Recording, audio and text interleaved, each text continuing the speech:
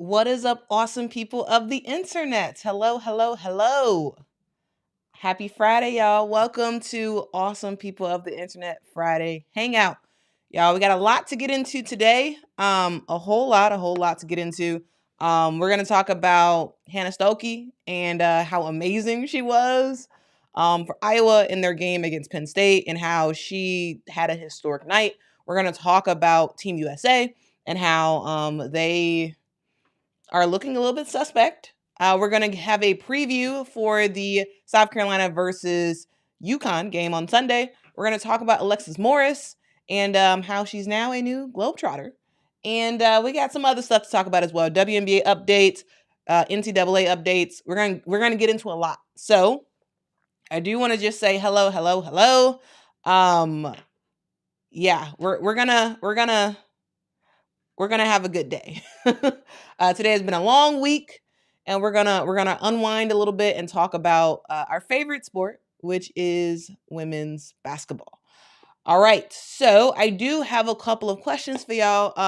If y'all can let me know what your favorite thing was this week in women's college basketball or in WNBA or whatever in women's basketball, period. Let me know what your favorite thing about this week was, and then maybe we can kind of talk about it and sort of weave it in to the conversation that we're gonna do today. But yeah, we got a lot to get into, a whole lot. And actually, first let's look at y'all comments. Look at y'all. Florida Georgia says, "I'm so happy for Hannah Stuelke and Alexis Morris, two young women I never would have known or contributed or continued to follow if it wasn't for last year's NCAA Women's Basketball Championship game." Well, yeah, that game really did help a lot of people know some of these players, and yeah, they're yeah, we're gonna get into both Hannah Stuelke. I don't know why I said Hannah Hidalgo.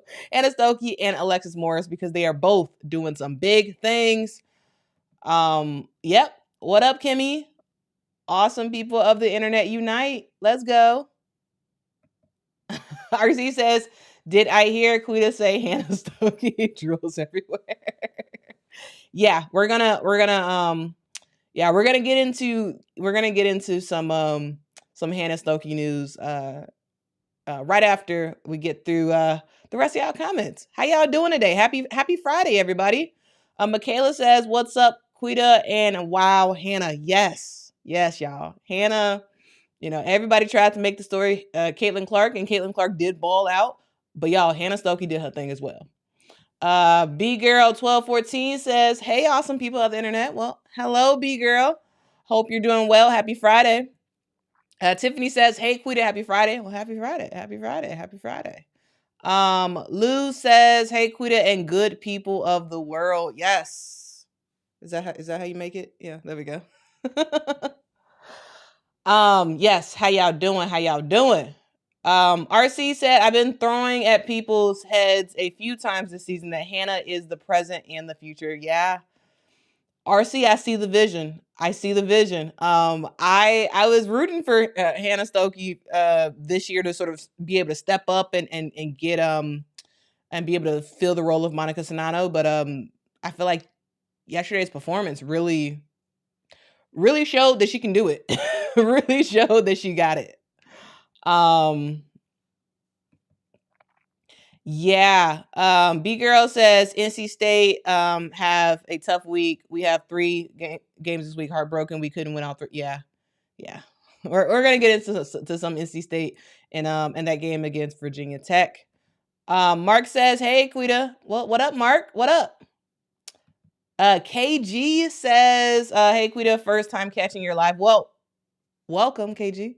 Welcome to the awesome people of the Internet Friday Hangout, where we hang out. And my beverage of choice is water. You guys can do whatever you like. And we talk about some women's basketball. So welcome. Nivea says LSU looks like they're getting it together. Last 2 games were fired. Yeah. They seem to be getting it together. Seem to be. Courage says, "I liked seeing South Carolina play amazingly without Cardoso. I have a bit more confidence for the game against UConn." Yeah, you should have some confidence. You should have some confidence. Got a wave from J Bug. What up, J Bug? What up? Irvin says, hey, hello, happy Friday. Happy Friday, Irvin. Happy Friday. Happy Friday. Patricia, happy Friday. Happy Friday. Dev says both Hannahs were hooping last night. They were. Nolan says, good evening. I'm hoping to see Alexis when the Globetrotters come to my local city in March, but it looks like they have 2 squads touring, ? We'll get into that. Nolan. All right. Ronald says LSU is coming. hey, Thane, is that how you say name? Thane P. What up? Hope you're having a great Friday. SC Scout Guy says, I won't go into specifics, but I don't see Sanaya Ja being back for a long time. It's a shame because she showed a lot of promise in her limited minutes. We have seen her. Yeah. We don't know. If you all don't know, Sanaya Ja is out indefinitely, suspended from South Carolina. We don't know why. We don't know how long she'll be out, though. According to Dawn Staley in last night's presser, she said it's going to be day to day, and she'll see. So who knows? I am not going to be speculating on this channel on what is going on. I don't know. But I did just want to let you all know that if you didn't know, now you know. Sanaya Ja is going to be away from the team. She's indefinitely suspended. We don't know how long that will be. That could be to the end of the season. That could be till next week. We don't know. But once we get actual concrete information, either from Sanaya herself or from Dawn, I will make sure to report back on it. So yeah, there will be no speculation on my part about whatever is going on. I don't know. I don't know what's going on, but we'll find out in due time, or maybe we won't, or we'll find out something. We'll find out something eventually. YJ says, hello, great catching you streaming. Happy Friday. Yes, happy Friday. Okay, y'all. M says South Carolina fans be gentle on us. What up, Kyra? Kyra's here, y'all. All right, Mark says, do you think Kelsey PLUM will be there when Caitlin Clark breaks her record? And also, what do you think is wrong with Lauren Betts? For the latter, I don't know what's wrong with Lauren Betts. I am not going to speculate as to what's going on. It seems to be something serious, but I don't know. For sure, prayers for Lauren Betts on whatever is happening on her front. I know that's not having her with the playing is hurting the team for sure. She was at a practice. I feel like I think I reported on it, or maybe I didn't. She has been seen at practices. But we'll see when she'll be able to be back on the court. So yeah, that's that update. Kelsey PLUM will not be there when Caitlin Clark hits that record because Kelsey PLUM is overseas playing for Team USA. And we're gonna actually have an update for you all on that. Okay. Yes, RC. We're gonna get into that as well. Okay. So let's first start off with the player that I thought just absolutely dominated and took women's basketball by storm yesterday, and her name is Hannah Stuelke, y'all. Hannah Stuelke from Iowa. Yesterday Iowa played Penn State. This game was in Iowa City at home, and Hannah Stuelke put on a clinic. Hannah Stuelke really put on a clinic. She had she made history yesterday. She made history because she is the second highest scoring Iowa Hawkeye ever in history. Yeah, you did hear me right. She had 47 points, 47 in the game against Penn State. And she was balling. She was balling because she was a player who ran the floor. Let's actually I got a video clip of some of her highlights that I would love to go through. But Y'all, if y'all watched that game yesterday, let me know what y'all thought of Hannah Hidalgo, because she was on fire. She was absolutely on fire yesterday. Like, here's um you know some clips of her. Like, she was running the floor, she was drawing fouls, um getting to the free throw line, and you just couldn't stop her. She had 13 fouls drawn against her. She was 13 of 21 from the free throw line. She was 17 of 20 for field goals. 17 of 20, y'all. 17 of 20. Like, the efficiency for her was just out of this world. And this is something that Hannah Stuelke can do. This is something that she can do. She also didn't just score. She had 9 rebounds as well. And Hannah Stuelke is a player who can run the court. She is able to get in passing lanes, so that way it makes it easier for in this case, yesterday, Caitlin to pass her the ball. And she's getting after it. She's getting after it. And I saw a fire in her yesterday. I saw a fire in her that I hadn't really seen, to be quite honest with you. I had not seen the fire in her. Like, she was like, yeah. Like, and I was like, wow, let's go, Hannah, let's go. Because I feel like she's just sort of like, yeah, she does her thing, but like, she sort of like takes a backseat role of sorts. And I just saw something different from her yesterday.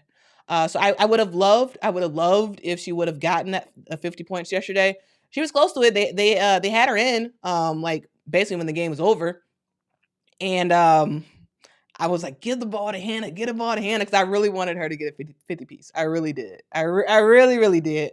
But y'all, shout out to Hannah. Why do I keep saying Hannah Hidalgo? Hannah Stuelke. If Hannah Stuelke, if we're able to continue to see this version of Hannah Stuelke, which I am a believer, I think we will, this Iowa team is dangerous. This Iowa team is absolutely dangerous going forward, because you had Hannah Stuelke balling out with 47 points, 9 rebounds, great numbers. And she stayed out of foul trouble, which was also very important. Her efficiency was 24, y'all. 24 efficiency. You also, not only did you have Hannah Stuelke, you also had Caitlin Clark. Caitlin Clark had 15 assists, and quite a few of them were to Hannah Stuelke. Hannah Stuelke was just on fire, and Caitlin was like, I'm gonna feed you. I'm gonna keep feeding you. According to the stat sheet, she had 15 assists. Caitlin Clark, she also had an efficiency of 24, which was just amazing. Caitlin Clark was 8 of 23 from the field. She finished with 27 points total. And she's continuing to ball. She is continuing to ball. Yeah. And then also, so we had a trifecta yesterday. We had Hannah Stuelke, we had Caitlin Clark, and y'all, we had Kate Martin. Kate Martin is one of those players that Kate Martin is one of those players that just sort of does all the little things to get this team, making some stuff happen. She can crash the boards. She can because Kate Martin had 16 assists, 16 rebounds yesterday. 16 rebounds. Yeah. 16 rebounds for Kate Martin. She had 16 points as well. So 16 of 16. In terms of efficiency, she was pretty efficient. She was 4 of 6 from the field. She also had a very high efficiency of 25. Like, this team, when you have Hannah, Caitlin, and Kate Martin clicking on all cylinders, yes, Penn State is not the best team in the world. However, this Iowa team looks good.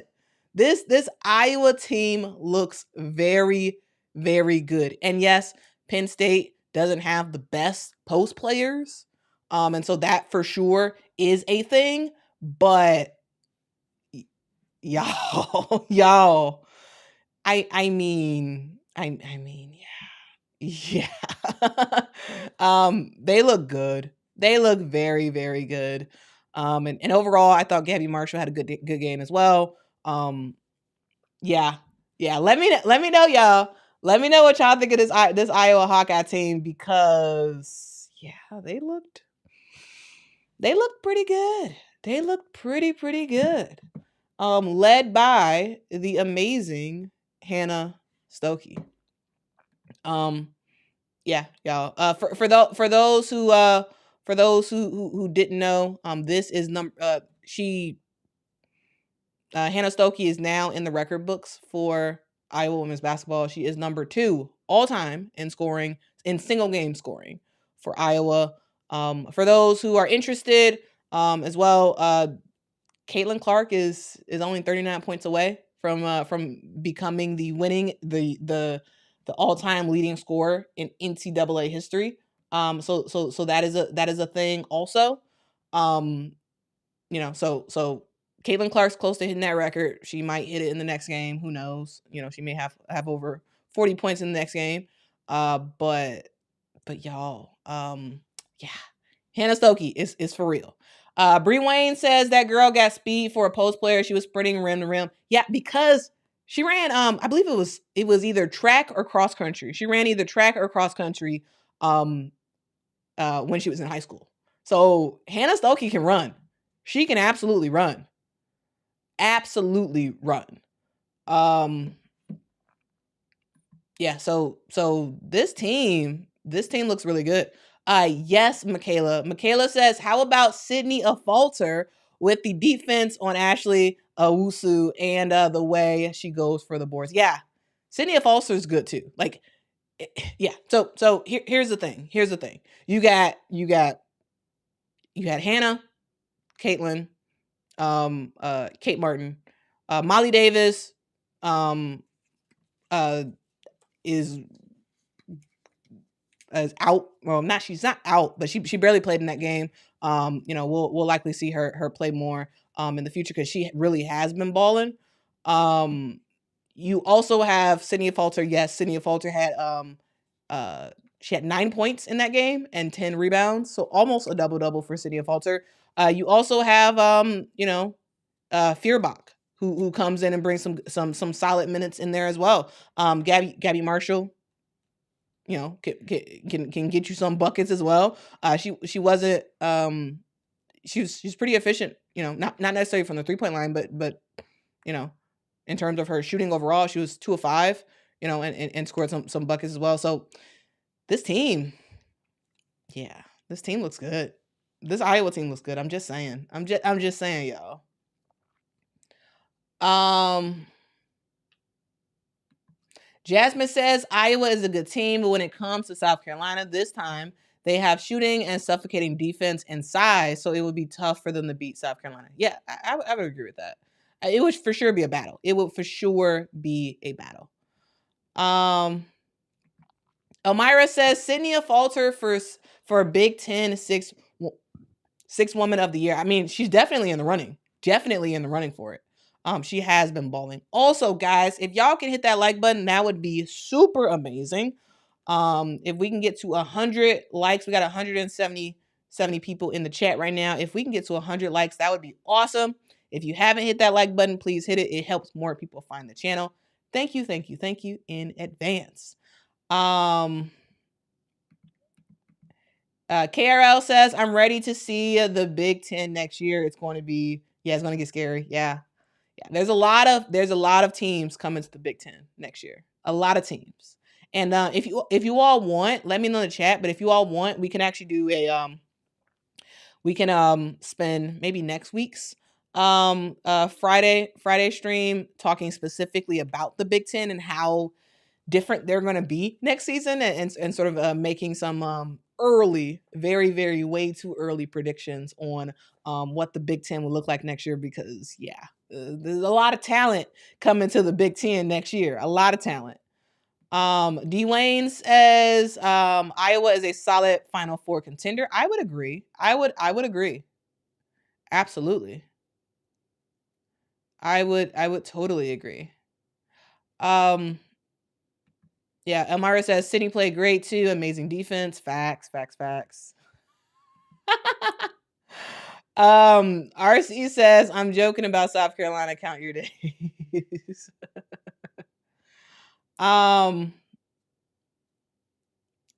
Let's see. Dev says Kate does everything. She's amazing. She does. She really does. And Kate Martin just doesn't, she doesn't get much of any credit for it. But she's doing it. She's doing a great job. She really is. She really is doing a great job. Ronald says, nice to see Hannah step up as a sophomore and show she can be a dog. Iowa could show. Yeah. Hannah Stuelke is one of those players that I didn't expect a 47 piece from her. I didn't. I didn't. And now that I got it, I'm like, okay. I'm convinced Hannah Stuelke is, like RC said, the present and the future of Iowa women's basketball. And it looks good, y'all. It looks good. It looks very good. So, shout out to Hannah Stuelke for doing her thing, y'all. And yeah. And just rocking it. And as Ronald said, y'all, Hannah Stuelke's only a sophomore. she is only a sophomore. Yes, this team will look very different next year because Kate Martin is a grad student. So I believe correct me if I'm wrong, guys, but I believe that Kate Martin is in her last season of eligibility. Actually, let's actually do a quick fact check while we're talking, because I don't want to. So Kate Martin is in her 1, 2, 3, 4 in her 5th season in the NCAA. She is currently in her 5th season. So this Iowa team will look a lot different next year, but they do have Hannah Stuelke, and the future is promising for Iowa women's basketball. JB said, "Hey, Quita, late but made it. Welcome, JB. We just talking about some Hannah Stuelke and how she dominated yesterday with 47 points. Again, y'all, 47 points. It's amazing. It's amazing."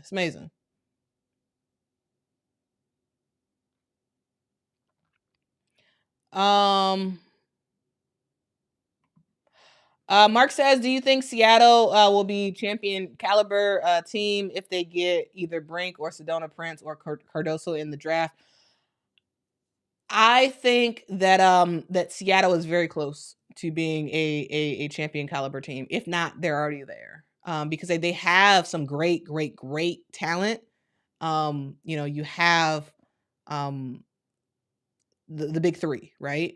Nneka Ogwumike, Skylar Diggins-Smith, Jewell LOYD. You have Ezi Magmagor, who has been balling, and she's also been balling in the Olympics. The Olympic tournaments that's going on right now. She's been balling for her home country of Australia right now. You got some really good talent. I am not sure if Seattle really needs another post player or not. Like, I think they could do without a post player. They can, I don't know. But to answer your question, I think they're going to be, they're very close to being a champion caliber team. It's just how else they can sort of fill out their bench in the event of injuries. Shout out to Aubrey. Aubrey just gave a super chat. Thank you so much, Aubrey. I appreciate you. RC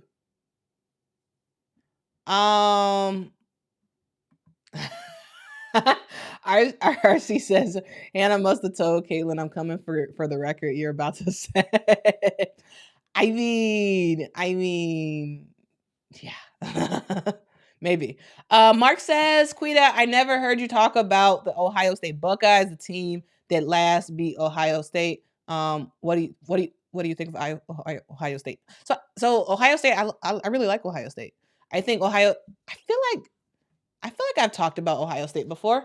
But I definitely probably should be talking about them more. Ohio State is a really good team. And the reason why is because you kind of have a great 1-2 punch, right? You have JC Sheldon, who baller, absolutely.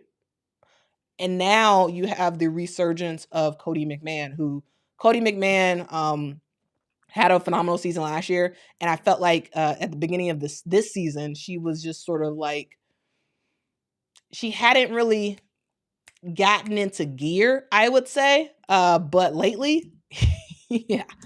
Cody McMahon is serious. So yeah, y'all better watch out. You got Cody McMahon, you got JC Sheldon, you got Celeste Taylor. I think they're a really good team.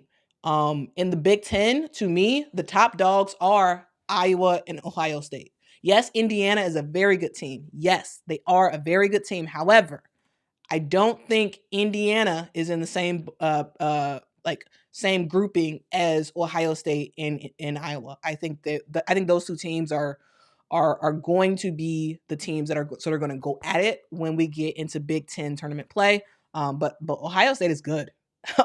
Ohio State is very good. So yeah, y'all, yeah, people better watch out when they playing Ohio State. Shout out to Aubrey for the super chat. Aubrey says, "Good evening, Quita. Sorry I'm late to the party." Well, it's all right. It's all right. Awesome people of the internet Friday hangout. It doesn't matter when you join. Doesn't matter. We just happy you here. It doesn't matter when you join. Michaela says Iowa lit a fire for Cody McMahon. Yeah, absolutely. Because before that Iowa game, it wasn't like Cody was bad at all. She was still very good, but she wasn't living up to her potential, in my opinion. And now we're seeing her ball, and I love to see it. Yeah, Ohio State's good. they're very, very, very good. So y'all better watch out.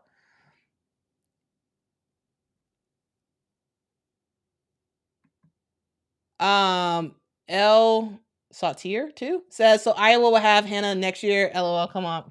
Yeah. Hannah's gonna be there. She's a sophomore, so she's gonna. I doubt she transfers. I feel like she's in a great position in Iowa. So, and also she's from Cedar Rapids, Iowa, which is like not even 10 to 15 minutes away from Iowa City. So like she's in a great position. I think she stays the whole time at Iowa. She's balling. Y'all will have her next year. Kate Martin is in her fifth season in the NCAA, so I believe that's it for her.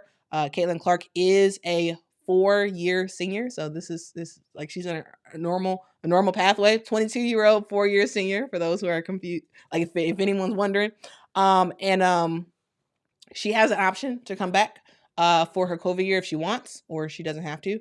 But either way, it seems like Hannah Stuelke is going to be balling for years to come at Iowa. RC says Cody is a bull in a china shop. I always love that expression. I love that expression. Let's see. Tiffany said Cody balled out when they beat Iowa. She did. Yep. Okay, so there's some conversation about Seattle.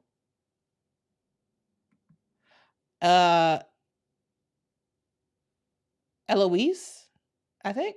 Eloise Fee says, facts, I thought it would take years for the Storm to rebuild after Sui left.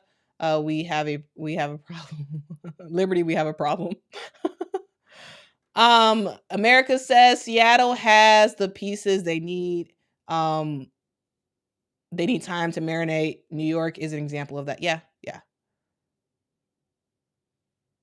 Yep.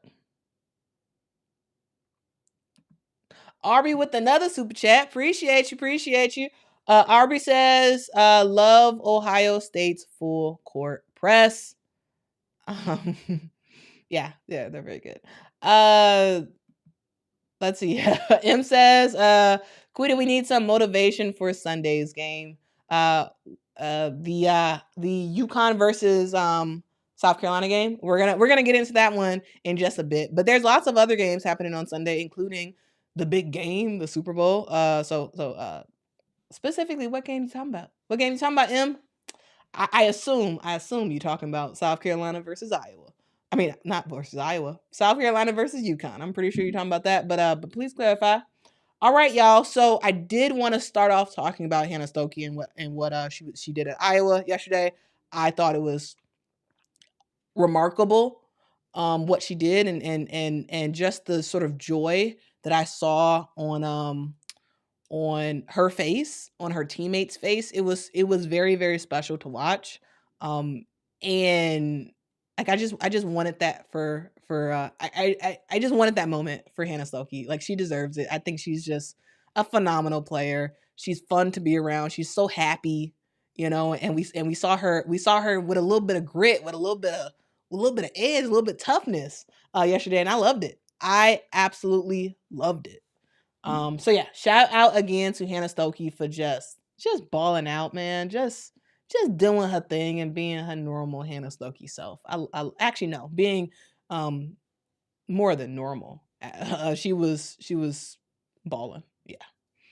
Anyway, I do want to sort of talk about another thing that happened. I do want to talk about another thing that happened for a former NCAA player, and we're gonna get into Alexis Morris. What up, Toy G? What up? But first, I do want to just look at y'all comments. Let me look at y'all comments.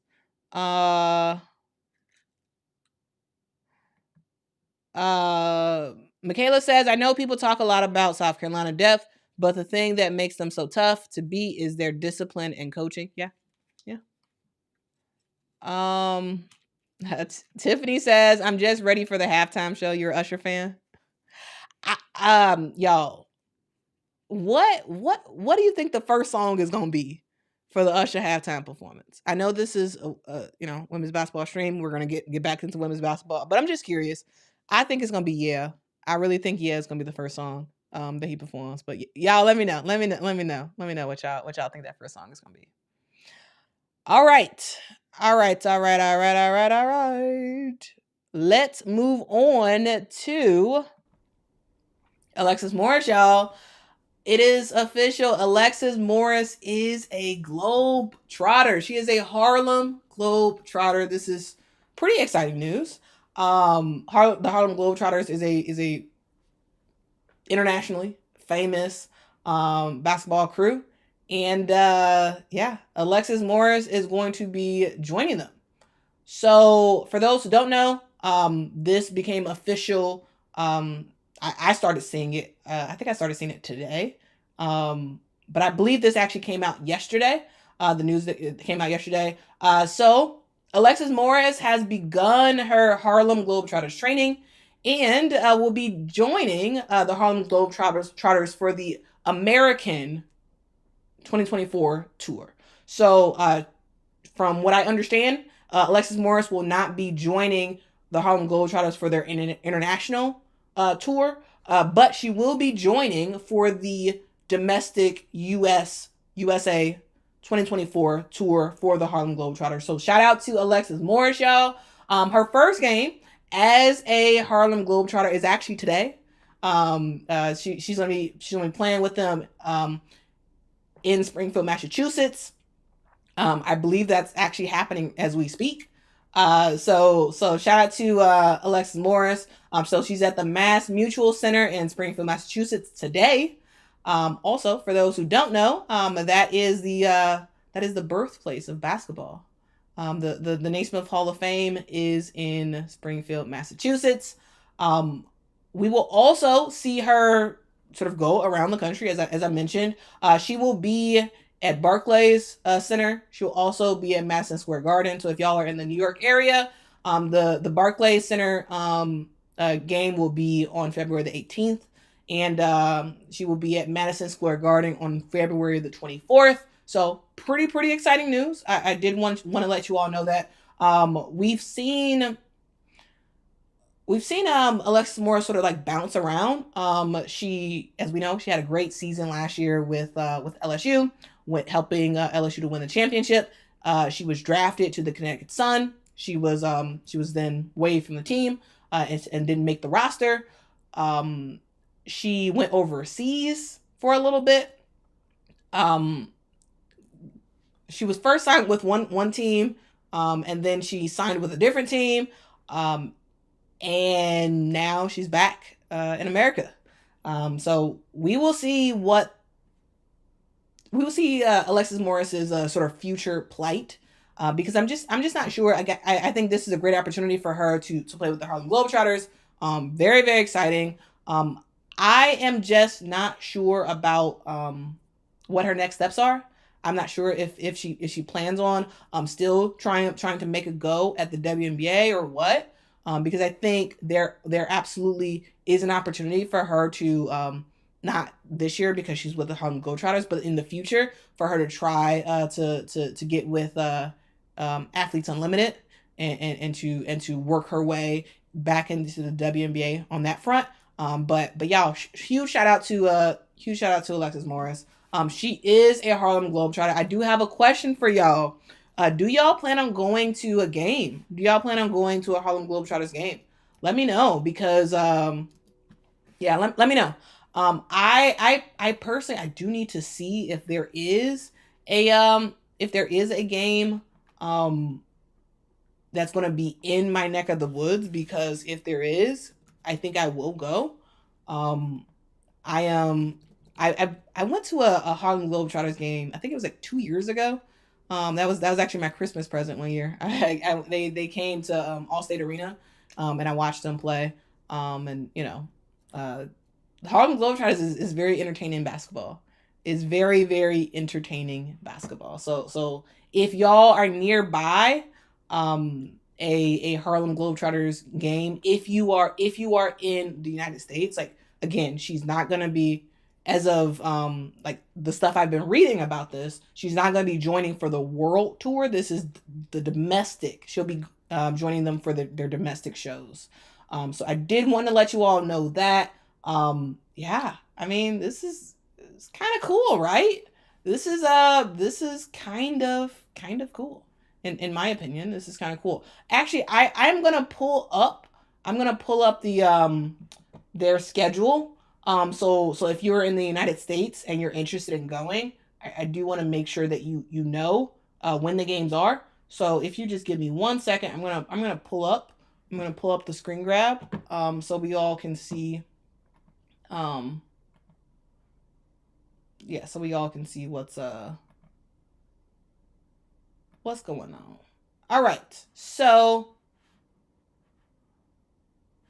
let me share this with y'all. All right, so here are some of the upcoming games for domestically, I should say. So they're going to be playing next tomorrow in Dallas, Texas, at the American Airlines Center. They'll be in Providence. Actually, hold on. Which games is she actually going to be on? Because it looks like they do have two different crews. So actually, I am not sure as to which games in particular she is going to be joining them, because they have two games on the same day in two different areas. So actually, guys, I will do a little bit more digging on this front, and I'll get back to you guys. So I'm reporting accurate information. But I'll get back to you guys on, like, specifically the exact games that Alexis Morris will be playing in. But y'all, shout out to Alexis Morris. She is she's doing her thing. Also, Goodness Rated, yes, absolutely. Goodness Rated said, speaking of Harlem Globetrotters, the woman who holds the most points in college basketball is Lynette Woodard, yes, of Kansas University, with 3,647 points. She was the first woman on the Harlem Globetrotters as well. Yes. Y'all, I I believe I talked about Lynette Woodard in one of my previous episodes of Women's Basketball Weekly. Y'all, Lynette Woodard is a phenomenal player.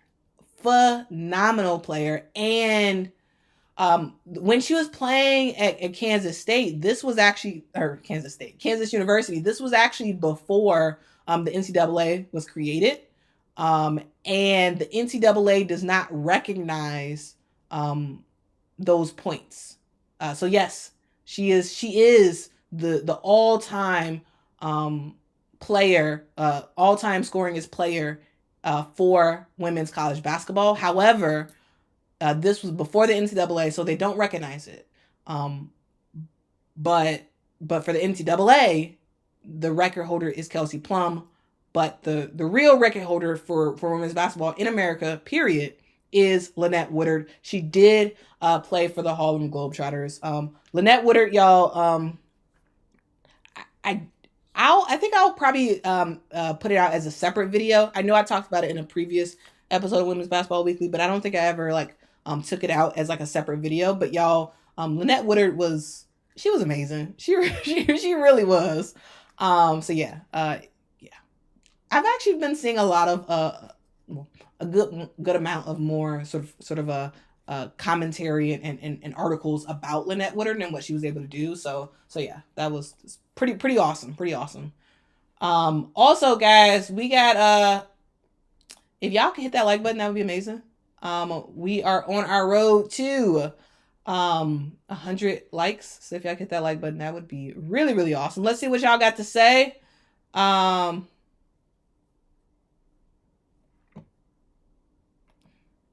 B Girl 1214 says that's crazy that they don't recognize it. Like, points are points. Yeah, but I get why the NCAA isn't recognizing it, because this was before the NCAA was an entity. So I get it, but yes, the true all-time scoringest player in women's basketball was Lynette Woodard, y'all. She's really awesome.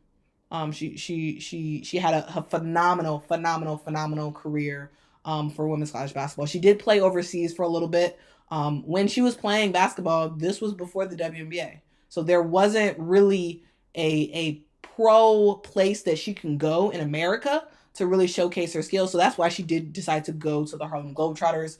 And she was there. She was their first female Harlem Globetrotter ever. So she's in the history books for that as well. But truly, she was before her time, because she didn't get to take advantage of a true pro.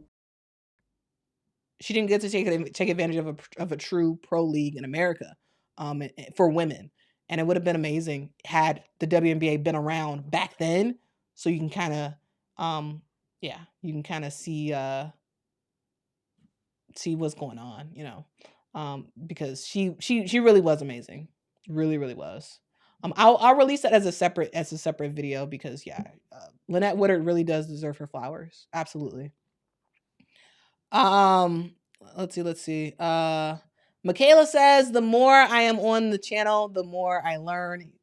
I love it, Michaela. Like, that's what I love to hear. Women's basketball has been around, well before us, and it'll be around way after us. So I think it's always important to sort of recognize and honor the folks who came before, and to talk about them and learn from them, because the more I've been doing this channel, I've been just doing research, so much research into women's basketball history, and there was so much stuff that I never knew until I researched it, and then I would bring it to y'all, and we talk about it. But y'all, shout out to Lynette Woodard, shout out to Alexis Morris, shout out to the Harlem Globetrotters, y'all. This is great news. Ronald says Lex Luthor is now the show. Facts. Mark says, let us know when you're on again so we can look for you. It's 8:18 Eastern time. Yeah, I'll be back live on Sunday after the UConn versus South Carolina game. So that's the next time that you all can catch me.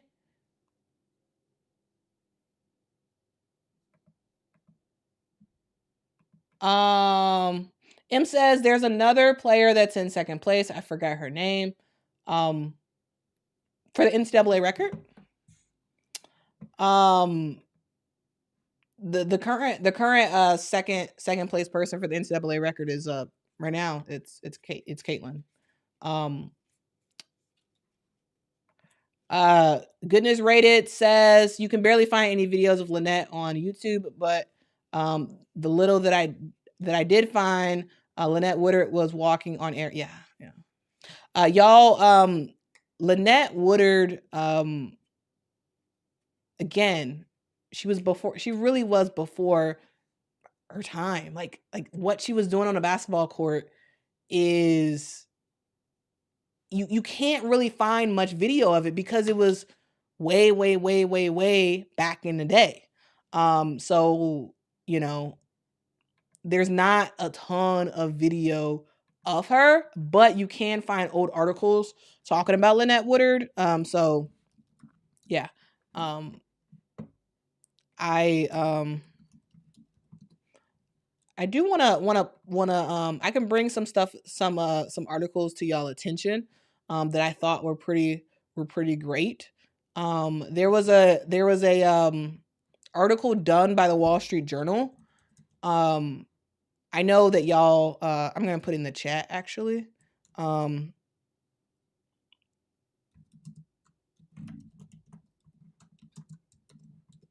Okay, so guys, I just dropped the link in the chat.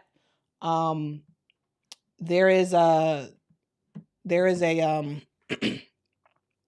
a article that the Wall Street Journal made that sort of talks a little bit about Lynette Woodard. I would highly recommend you all read that. But again, there isn't much in terms of video of Lynette Woodard because again, she was, she really was before her time on that front.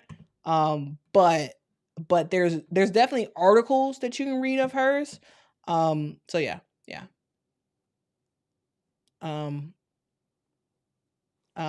But technically she did play in the WNBA for I believe 2 seasons.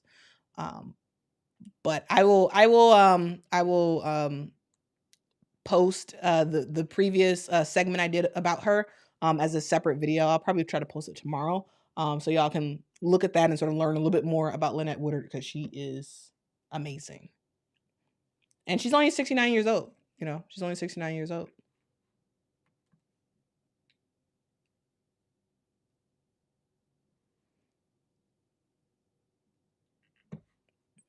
All right. Let's go. What else do we want to talk about? All right. So, Joe says Kim Mulkey talked about Lynette. Oh, she did? Oh, great. L Suker too. Thank you so much for the super chat. They said for your love and appreciation for women's basketball. Thank you so much. I really do appreciate it. I really do appreciate the super chats. You guys are awesome. And this is your first super chat on the stream, so I really do appreciate it. L Sutger, if you can do a pronunciation of sorts, that would be great. I like to pronounce people's names correctly. So LS2, please give me a pronouncer if you can. All right, so we've talked about Hannah Stuelke, we've talked about Alexis Morris. Now, y'all, we are going to talk about, who are we going to talk about? Let's talk about Team USA, y'all. Let's talk about Team USA. Oh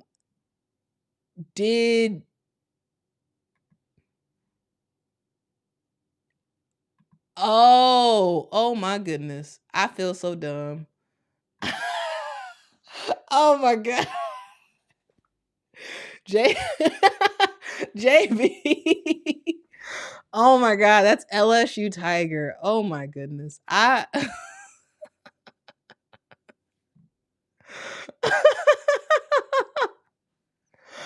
Oh man. Yo. I don't know. I don't know what's going on with my reading skills. I don't know. Bree Wayne says, thank you.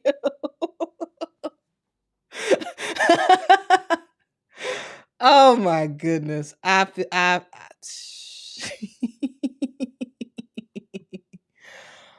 Oh man. Y'all, I feel so smart. I feel so smart, y'all. I feel so smart. I feel so smart. Oh man, y'all just JB said, Quita, you gotta do better, my dog.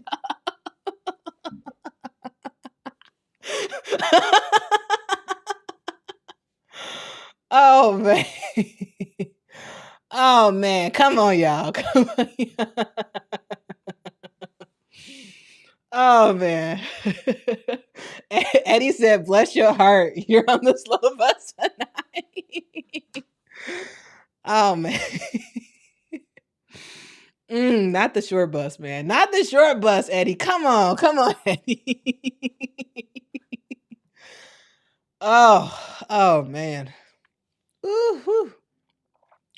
I needed a laugh. I needed a laugh today. I needed a laugh. I was saying like El Seguter. Oh man. Whew. All right, y'all. Well, with that out of the way, now that I know what I was pronouncing. Oh man. Okay, let me calm down and let's talk about some Team USA basketball, y'all. Yeah, let's talk about some Team USA basketball because Team USA had they're playing in the Olympic qualifying tournament right now. And yeah, I think they've been a little bit suspect in my opinion. A little bit suspect, and I do want to talk about it. I really do. Because they had a game yesterday against y'all still talk about me in the chat. Y'all still talk about me.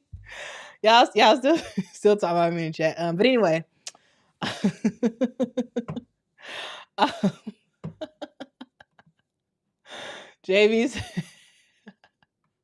JB said people in the comments saying not the short bus has me dying. All right. You know, y'all got all your laughs in. Y'all got all your laughs in. B girl said you thought it was German, huh? I didn't know what it was. I was confused though. I was trying though. Like I was trying. Like y'all know I be trying to pronounce stuff correctly, and I was trying, but I'm a smart one today. That's all I got to say. But anyway. Freedom Ring. What up, Freedom Ring? Thanks for joining us. Appreciate it. All right. So we are going to get into USA basketball. On a serious note, USA basketball is playing in the Olympic qualifying tournament that's happening in Belgium right now. So one thing to note is that that FIBA is actually running Olympic qualifying tournaments all over the country or all over the world right now. So Team USA is playing in Belgium, but also there is a tournament happening in China. There's one happening in Brazil, and there's one happening in Hungary. And we are in the Belgium one, and we started off with a very, very tough game yesterday against Belgium, a game that we barely won. Barely. And when I say barely, I mean, again, barely won. This game was had a final score of USA 81, Belgium 79. Now this game was a game that I thought the US was going to lose. I really did, because the game started off and it was kind of like back and forth, back and forth. Then Belgium got into a pretty sizable lead. And in the third quarter, I was like, I don't know what's going to happen. And then Team USA sort of like slowly walked them back, and eventually won the game. So LSU Tiger 2 now, and I got you now. I got you. Thank you for the super chat. Says no worries, Quita, still the best coverage. I appreciate you. I appreciate you. Yeah. So let's get into this game. USA versus Belgium, because y'all, this game actually wasn't that important for Team USA. This tournament actually is not that important for Team USA. And the reason why I say it's not important is because Team USA has already qualified for the Olympics. That's not the issue. They're participating in this tournament, but they don't need to qualify for the Olympics. They've already qualified. Belgium actually just qualified today. They won today and they just qualified. But Team USA did not need to qualify. So in the grand scheme of things, this game does not. The games that they're playing in Belgium, they don't matter. But the thing about Team USA is that they don't have much time to gel, especially before the Olympics actually happen, because basically all the players are playing in the WNBA. They're with other teams. And so there really isn't an opportunity for Team USA to really, really get together and really build cohesion that you need to be successful in the Olympics. And so from that standpoint, this game was very important. It was very important because you need to be able to see what you got. You need to be able to see how these players can play together. So this really was a test for Team USA to really see, okay, well, can we do it with this lineup? And in my opinion, no, you can't do it with this lineup. So in terms of this game, Team USA really did get cooked for a good amount of this game. Y'all, there's this lady. Her name is Julie Van Loo. And she was balling, y'all. She was lighting the US up, y'all. She had 19 points in that game, and yeah, she was very good, very, very good. We she isn't in the WNBA right now. Maybe the Chicago Sky need to do something to get her, because she was looking pretty good. Nefisa men, didn't have the greatest game in terms of scoring, but y'all, there were so many passes that Nefisa men did, and I was just like, wow, she is just such a skilled passing big. This Belgium team is looking really, really good, and Julie Auriemma didn't even play. So yeah, and then for us to barely win, it's a little bit problematic. But it just shows how talented the rest of the world is. They're just very good. So the player of the game for sure was Nefisa Collier in that game with the US versus Belgium. Nefisa Collier kept the US in the game. We wouldn't have won without her. She was hitting shots. She was hustling. Playing some pretty decent defense. She saved us. She really did. She really did save us. She ended up with 23 points in this game.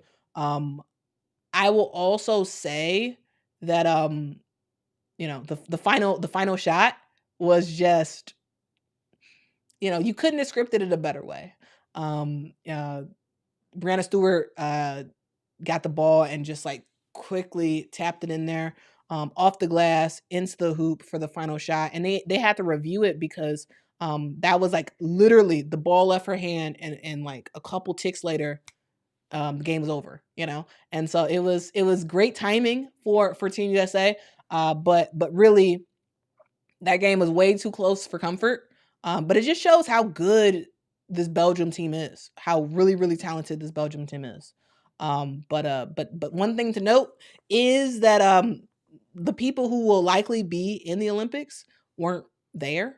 Not all of them were there for Team USA. So, for example, Asia Wilson. Asia Wilson's going to be on Team USA unless she doesn't want to be. Right now, she's doing a book tour right now, so she opted not to go to Belgium, which makes sense. And so she's not playing right now. Also, you have Brittany Griner, who will be on the team, but she's not leaving the U.S. for this because it's not the Olympics. So she's gonna wait until the Olympics to actually go. Also, you have Chelsea Gray, who likely will be on Team USA when the Olympics actually happen. She is not she is not fully cleared to play right now. So to play in like real competitive games. All three of those players, Asia, Chelsea, and Brittany, they were all at the USA's camp that they had in New York. So they will be there. Those three players will be there. So that is people who are missing. But yeah. I did just want to just sort of give you all a general recap of that Belgium versus USA game. One thing to note is that Ryan Howard and Leah Boston didn't actually play in that game, which I thought was a little bit surprising, but coach's decision, I guess. Yeah, so that game, USA won, and then we had the US play Nigeria today, and they just beat Nigeria pretty badly, 100-46. Ooh, shout out to Frank. Thank you so much, Frank, for that super chat. I really appreciate it. Frank says, love the Monday show. Thank you so much. Also, Frank, I just remember I told you I'd make you a moderator. So I'm going to add you as a moderator. All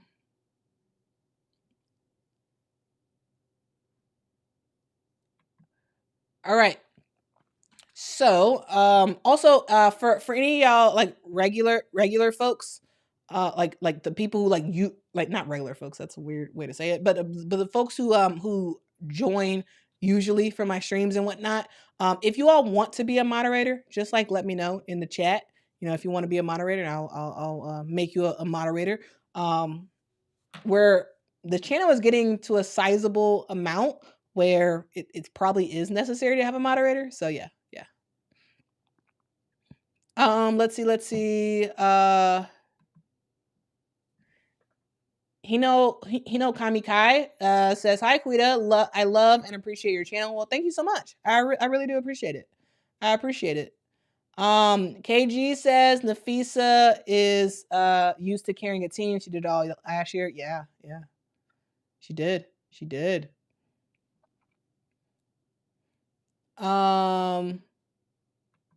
Pam and Egg said, add Griner and Asia Wilson will be okay. Yeah, that's true. That is true. I would agree with that. I would agree with that.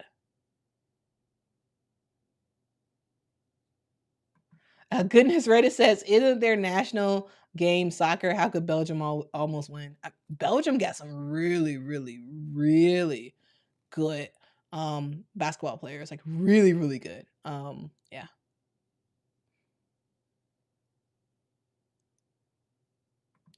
LSU Tiger 2 says, I don't know much about the WNBA. Do you think the best starting five in college could make a run at Team USA? No. I mean, in terms of like playing them and winning?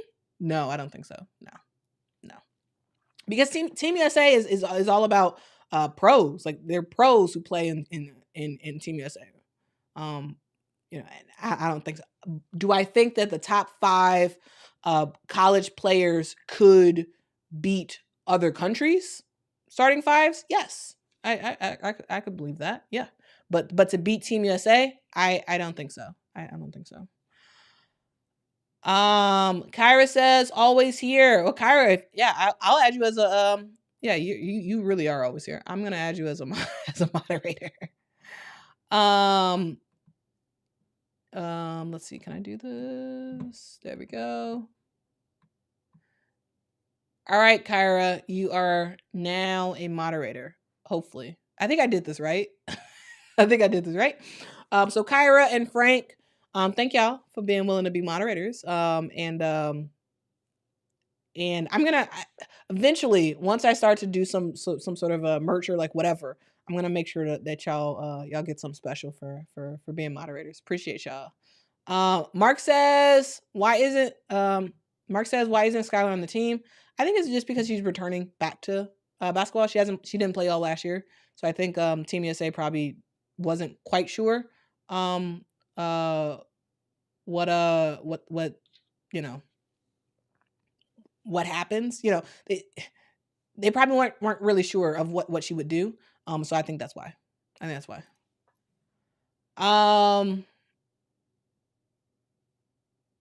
Michaela says overseas is starting to become a hotspot for new generational hoopers. Not gonna lie, yeah.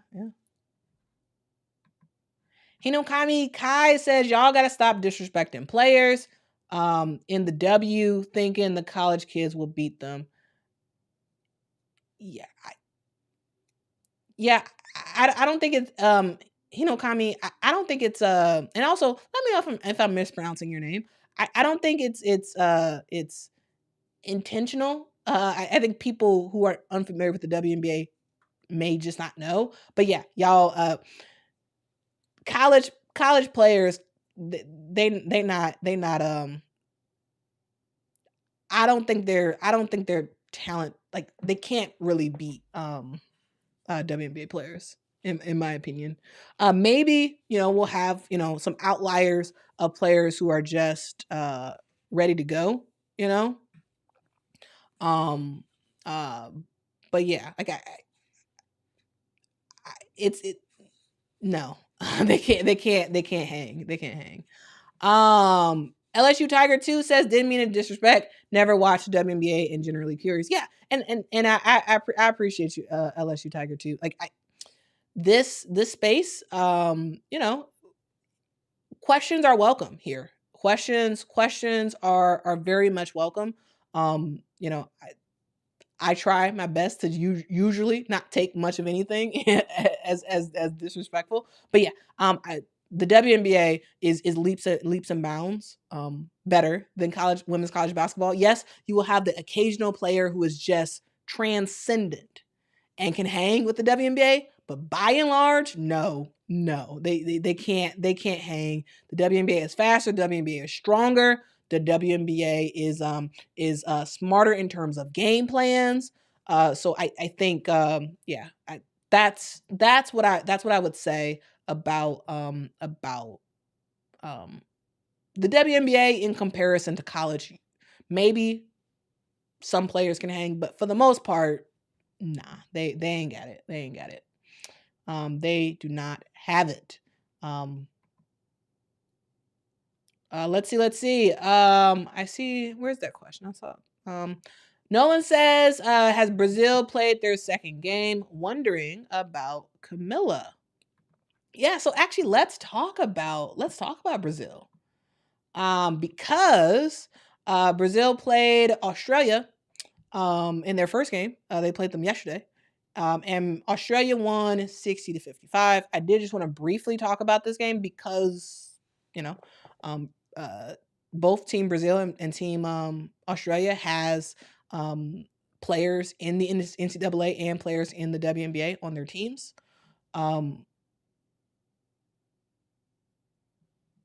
Let's see. I don't believe that game has started yet. Nolan. So yeah. Hopefully that helps. I don't believe that game has started yet. Brazil plays Serbia today. So yeah. But if y'all want to watch that game, it's available on Courtside. Courtside 1891. It is a streaming app that FIBA uses. So yeah. I did want to briefly talk about this game between Brazil and Australia because personally I thought this game was so fun to watch. And the reason why I say that this game was so fun to watch is because generally I have been a fan of Team Australia for seemingly forever. And the reason why I've been a huge fan of Team Australia is because of this lady named Lauren Jackson. Lauren Jackson, to me, is one of the best women's basketball players to ever play the game that at least I watched during my lifetime. Honestly, I'd probably say the best player that I've seen play the game of basketball. She returned back to to actually playing, and she's on Team Australia. She's not really doing much because she's like, her prime has well and gone. But it's just kind of awesome to just see Lauren Jackson run down the court, because it's just like, wow, like it brings back a lot of memories of when I was a big Lauren Jackson fan when she played at Seattle. And also when she played with Team Australia, when that was back in the day when they had those sort of like very, very tight unitard type jerseys that Team Australia wore. Like that was sort of the heyday, in my opinion, of Team Australia, and they were pretty awesome. They were pretty awesome. So yeah, Team Australia beat Team Brazil. We yeah, I did want to mention it in terms of what Camila Cardoso did. She was pretty solid. She had 11 points in that game. She was 50% from the field. She did get her shot blocked at the end. Team Brazil actually had a chance to win this game. But the last sequence, when Team Brazil was trying to score, I believe Australia had like 3 blocks back to back on them. And Australia had the ball, and Brazil just waited way too late to sort of foul or sort of do anything to sort of win the game. So they ended up losing by 5. But they really did have a chance to win. They really did. So yeah, I did just want to mention that for those who were wondering. I don't believe that game for Brazil has actually started tonight. But they did lose to Australia. Australia's a really good team. Really good team. In my opinion, not as good as they used to be. Not as good as they used to be. Back when Penny Taylor and Lauren Jackson were playing for team Australia. But y'all, I was back in the day, y'all. Let's a quick side note, and then we're gonna get back to the NCAA and talk a little bit about NC State and Virginia Tech. Back in the day, y'all, it was Team USA. Number one, I always wanted them to win gold, but I always wanted Team Australia to come in second place, because I was just such a huge fan of Team Australia, mainly because of 2 players, Lauren Jackson and Lauren Jackson and Penny Taylor. They were pretty phenomenal players. You had Tully Bebalakwa as well. You had some other players that I'm just sort of blanking on their names, but like Team Australia had some very talented players. Some very, very talented players. Okay. Australia ran over. Let's see what y'all talking about in the chat. Let's see what y'all talking about in the chat.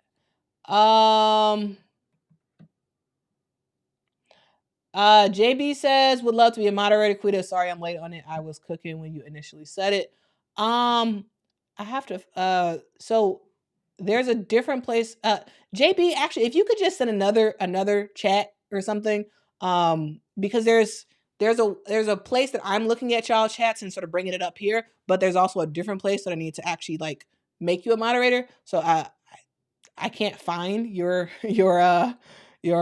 message in the other way that I need to actually make you a moderator. I don't know if that makes any sense at all. But if you could send another chat, just so I can see it sort of in the recent, and then it'll be easier for me to make you a moderator. But yeah, I can do that. Let's see. I'm trying to see. Is there a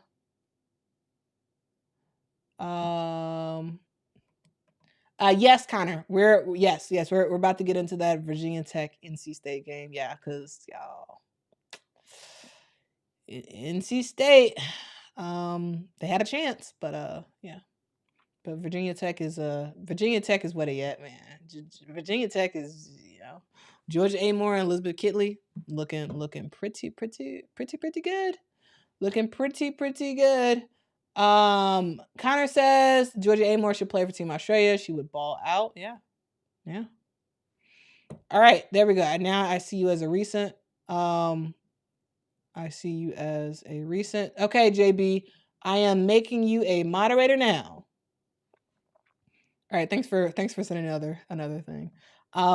Yeah, goodness rated. Australia play. Yeah, they used to play in leotards. Yeah.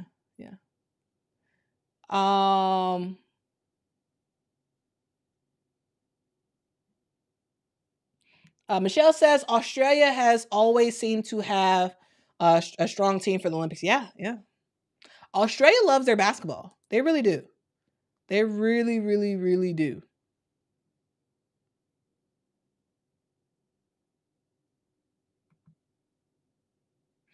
Goodness rated says that the way you people what? That's the way you get people in the seat. Men like sports. How about we make them take interest? Leotards, bing, bing, bing. I don't know exactly what Australia's reasons were for wearing leotards. Like I don't know.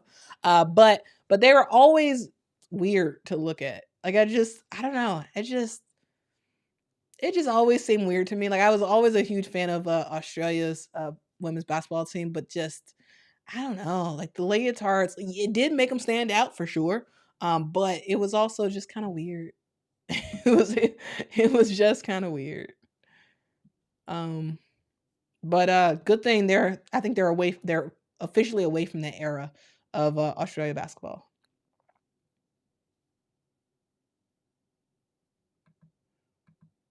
Goodness gracious, I was like, what is going on here? My brother was like, yeah, like Australia. Yeah, that was for sure a thing. Ty says, Quita, you're in the big leagues now. You get trolls. Now you're official. I guess. Yeah, definitely strange seeing seeing some people's comments on my stuff. But yeah, I guess trolls are an official thing now. Yeah.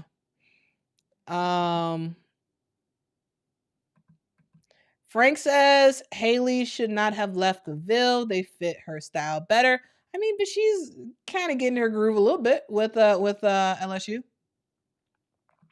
Ronald, the qualifying games are not on TV. They're not on TV. No. But you can get Courtside 1819. It's a website. And they have a lot of FIBA basketball games. And so yeah. And you can actually subscribe for an entire year if you want.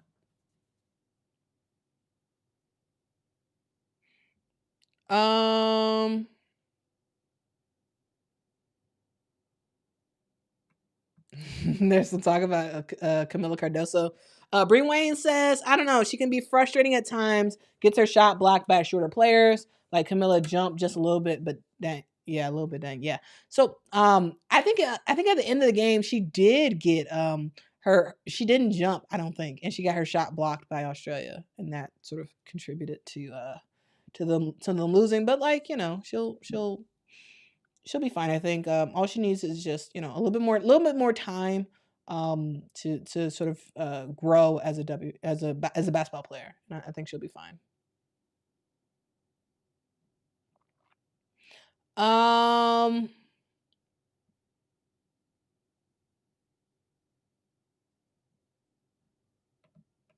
Thank you, Ty, for the super chat. Ty says, "We got your back." I appreciate you, Ty. I really do appreciate y'all having my back. I really do. I really do. Kami says, "Seems like we need what? What's going on?" I don't know if I can go that far back in my chat. I don't know. Is there an argument going on or something? I don't know. Bree Wayne says, "What's up with NC State though? They're very inconsistent." Now, yes, this leads to the next topic, which is NC State versus Virginia Tech, y'all. Yeah. So unfortunately, I do not have a graphic for this. And I am sorry about that. I wish I did create a graphic for it. I forgot. Honestly, I forgot. So for those who did not know, yesterday, North Carolina State is continuing to sort of fall.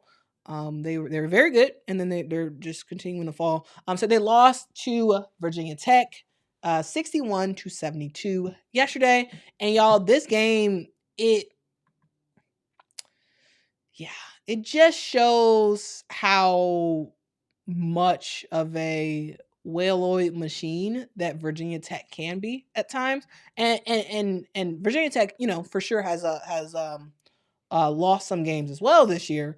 But they're looking pretty good. I'm just saying they're looking pretty good, especially when Georgia Amore is just passing the ball like she was yesterday. Virginia Tech is a tough team to beat, and I would say that I don't know what's going on with North Carolina State, because they just didn't have it.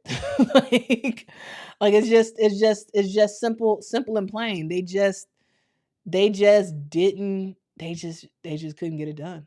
Like, I think that when it comes down to it, you need to be able to stop Elizabeth Kitley in the paint, and they just can't do it. Like, that's what it is. They just can't do it. You need to get a little bit tougher in the post to have her not just sort of dominate you. She had 25 points in this game. She had 13 assists, and she was balling. Like, yes, she wasn't the most efficient. I believe she was 50% from the field, but like, she's doing her thing. She was absolutely doing her thing. And you had a player like Georgia Amore that was just looking for her players, passing them the ball and having them make some stuff happen. I mean, I think that NC State is sort of just going through a rough patch right now, and I think in the long term they will be fine. But in the ACC, Virginia Tech has their number. Virginia Tech has NC State's number, and I don't, regardless of how good NC State is, they're a very, very good team. But I just don't think they can rock with Virginia Tech. Like, it's like that first game between Virginia Tech and NC State was very close. Virginia Tech barely won. They won by 1 point in that game. It was 63-62, and it was like they learned from their mistakes, and we saw a slightly different Virginia Tech team, where they were like, nope, we know what we know. Yes, we know we won last time, but we know we didn't play as well as we wanted to play last time. So we're gonna be better today.